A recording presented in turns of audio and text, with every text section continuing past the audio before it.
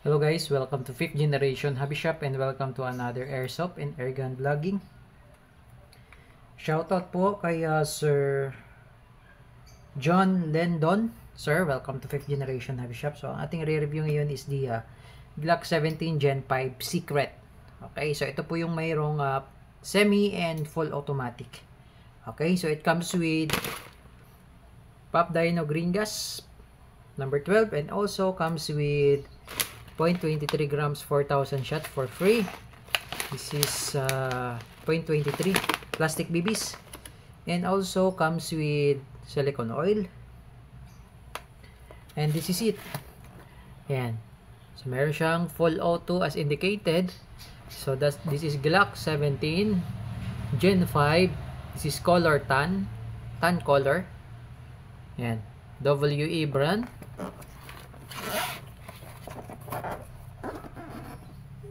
This is made in Taiwan. Airsoft pistol. Okay, so airsoft po siya guys. Okay, so mamaya i-explain ko po bakit siya secret ang tawag. Okay, secret ang model. So it comes with the owner's manual and the back strap. Meron pa siyang dalawang back strap. Tsaka yung lock. Yung lock naman nung isa. Okay. So, this is it. The Glock 17 Gen 5 Airsoft Pistol. Yan. So, ililipat lang natin tong naka-install kasi mas mahaba yan. Papalit lang natin, sir, na to. Install lang natin. Okay, so ayan po. Nilipat ko lang po yung isa kasi mas mahaba po yung naka-install. Bali yung naka-install po, ito po yun, yung kaninang nakita nyo po. Bali ito po kasi yung gagamitin nyo po kapag itong backstrap po ang ilalagay nyo. Ayan. So kapag ito po ang backstrap ang ilalagay nyo, aalisin nyo po itong isa. Yung naka-install na pin. Tapos, ito po yung ilalagay nyo. Saktong-sakto lang po yan dyan. Itong gold. Ngayon, pag ito naman po, ang ilalagay nyong backstrap, dyan, mayroon din po siyang naka-assign na lock. Ayan, yung pin. So, ito po yung kailangan. And then, yung mahaba, extra lang po yan. Okay, so, bali dalawang klase ng backstrap po yung kasama. Okay? So again, this is made in Taiwan, airsoft pistol. Ayan po, made in Taiwan. Glock 17 Gen 5 Secret. So meron siyang full auto. Usually, yung mga Glock 17 walang full auto. Ang meron lang pong full auto ay yung Glock 18. And then sa Glock 18, makikita nyo po dito yung switch sa may slide. Pero dito po, wala po kayong makikitang switch. Ayan. Wala po siyang switch na makikita outside. Kasi sa Glock 18 dito, kitang-kita nyo agad yung switch. Sa Glock 18 may switch, bababa may switch for full auto, angat may switch for semi-auto. But this one, yung switch po niya ay nakatago. Nakatago po, kaya siya secret. Okay? Yung switch po nito ay nandito po sa ilalim. Ayan po. Yan. Yan po yung switch. Okay? So, ngayon, kung gusto nyo pong i-full auto, bali itong switch, yan. Yung switch na yan, yan, dalawa na yan, kung gusto nyo pong i-full auto, bali, ipupush mo lang sideward.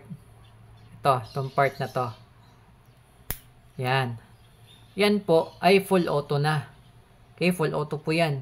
Ngayon, kung ibabalik nyo po sa semi-auto, ito naman, yung isi-switch nyo upward. Ayan. So, babalik na siya sa dati niyang position. Pag full auto again, ganyan. Pag semi-auto, ganyan. So, ang switch niya nandito sa ilalim, nakatago. Kaya po siya secret. Glock 17 Gen 5 Secret. Yung magazine niya ay same na same lang po sa magazine ng Glock 17. Okay, pwede rin po kayong gumamit ng extended magazine, yung 50 rounder. Yung long na po yun. Okay, so ngayon, ihigpitan po natin yung mga bulb. Lulugan ko lang po. At lalagyan natin ng oil. So, ito may kasama na siyang oil. Silicone oil. Higpitan po natin. Hayaan lang muna nating mag-absorb yung oil sa ilalim.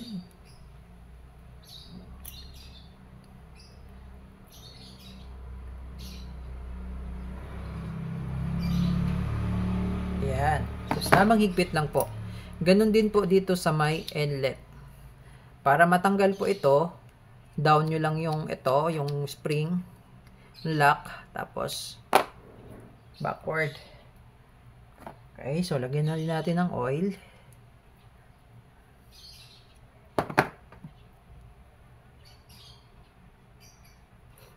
Before po namin yan pinapaship, chine-check namin yung mga bulb, hinihigpitan po namin.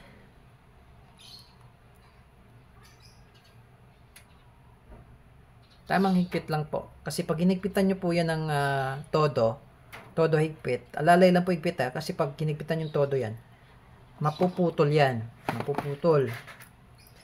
Okay, ganun din po dito sa may screw. Yung sa may screw. Yan, higpitan ko na rin po yan. Yan. Okay. So, now, ibabalik natin yung mag-base or yung base pad. Ayan. Okay. So, load tayo ng BBs. Ang capacity nito is 24 po. So, much better kung 12 lang or 15 para yung spring hindi compress. Pag compress kasi ang spring, katagalan po lumalambot. Especially kung laging puno. 2, 4, 6, 8, 10, 12. Yung katulad yan, 12 lang siya. Okay, 12 or 15, okay na po yun. Okay, so, load naman tayo ng gas. 3 segundo lang po. Ayos na. 1, 2, 3. Upside down po, no? Inverted position po. Okay? Ganda ng kulay niya. Okay. So now, itabi muna natin yung magazine. Dito naman po tayo sa unit. So ito, dahil Gen 5 siya, ambidextrous po yung slide release or slide stop niya. Yan, sa Gen 5. Sa Gen 5, straight na siya. Wala na siyang finger grooves. Unlike sa Gen 4 na may mga finger grooves. Ayan. Okay. So, pwede rin siyang lagyan ng magwell. Okay. Then, yung sight niya, standard sight ng Glock. Pwede rin siyang lagyan ng optic sight. Okay. Mas maganda at bagay na optic sight nito or red dot optic yung RMR. Okay. Pwede rin siyang lagyan ng flashlight. Ayan. Meron din tayong available na rechargeable flashlight, and also pwede rin siyang lagyan ng tracer units kasi kung mapapansin nyo po, may thread po yung barrel niyan, yung outer barrel, ayan po, may thread po yan, so pwede mo siyang lagyan ng silencer, suppressor, or yung mga tracers. Okay, tracer units. Now, pagbabaklas po, kailangan walang magazine. Kailangan walang magazine, tapos ikakasan nyo po isang beses, and then itong take down notch, yan, dalawa na yan, magkabilaan, baba, sabay. Baba, sabay, and palo. Okay, so ngayon, maglalagay tayo ng grease. Kung wala naman pong grease, I'm using the Unicorn Airsoft grease. Kung wala pong ganito, pwede pong gumamit ng petroleum jelly. Para lang po maging smooth yung sa slide. Kasi po, ito po kasi yung laging nagkakaroon ng friction itong part na to. 'Di ba po kasi 'di ba nagkikiskisan yung mga bakal to bakal diyan dahil nga nagre-reciprocate po ang slide. So kailangan meron siyang pampadulas. Ayan. Yung part na 'yan. Okay? So lalagyan lang natin siya ng grease. And then syempre, kailangan lang nating i-spread yan. Then, ibalik natin yung slide. Sa pagbabalik ng slide, pasok nyo lang siya. Itong part na to, ito po. Pasok nyo po dito. Ayan po. Pero bago nyo po ipapasok, huwag nyo pong kakalabitin ha. Huwag nyo pong kakalabitin yung trigger. Okay. So, smooth na siya ngayon. Punas-punas na lang sa mga excess na grasa. Again, kung walang grease, pwede po yung petroleum jelly. Or po, pwede rin naman po itong silicone oil. Nga lang ito, mabilis lang siyang matuyo. Okay? Ayan. Okay?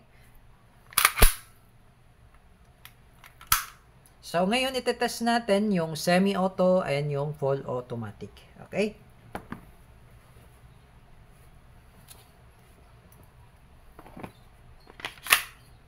By the way, sa Glock, no?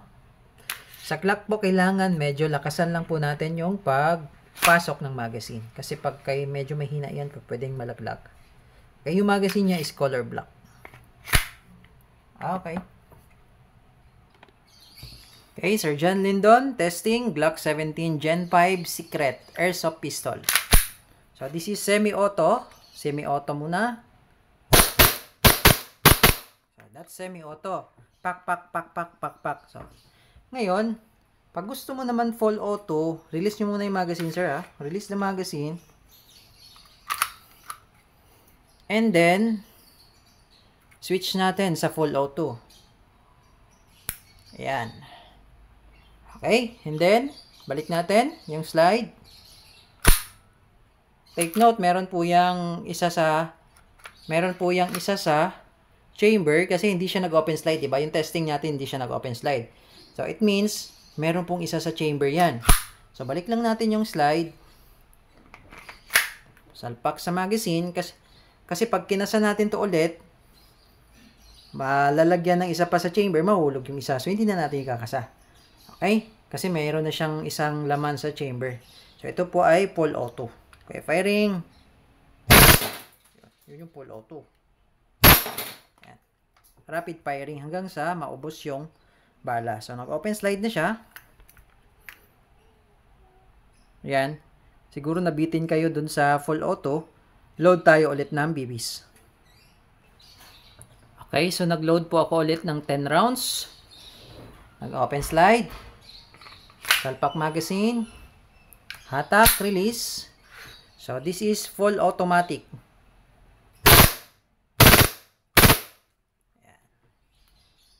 Okay, so open slide again. Release the magazine and then ibabalik natin sa semi-auto. Ayan. Okay, so naka-semi-auto. Pull back the slide, then hammer down. Okay. So again, this is the Glock 17 Gen 5 Secret ng WE Airsoft Pistol.